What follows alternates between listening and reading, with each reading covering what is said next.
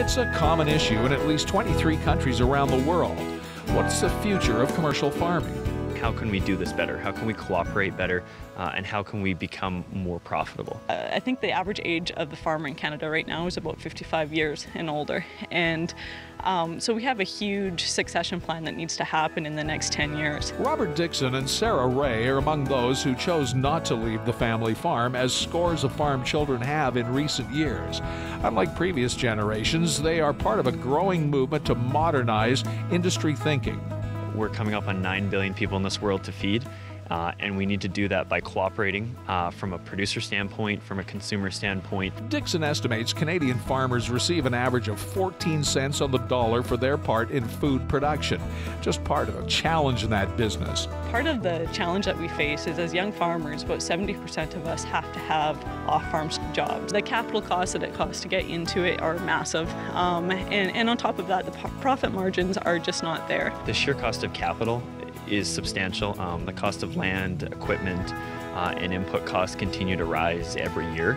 And so as an operation and a business, you're challenged with that every year. But more young farmers are getting into the game and are educated, open to communications and solid business practices in a high-debt, risky industry.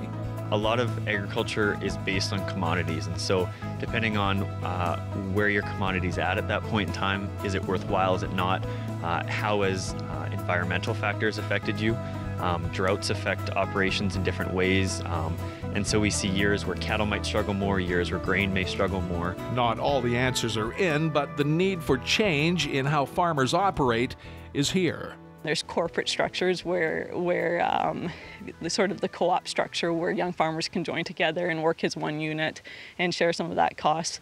But there's still a struggle because no matter what, there needs to be a transaction to that next generation. We're starting to ask questions in ag about, are we doing everything the right way? Is it the way that our parents did it? Is the way that the generation before us operated their business, utilized the land the right way?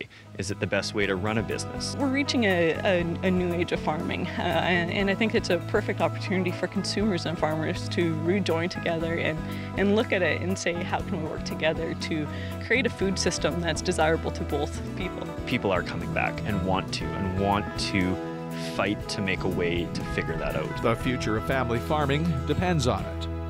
I'm Dancy.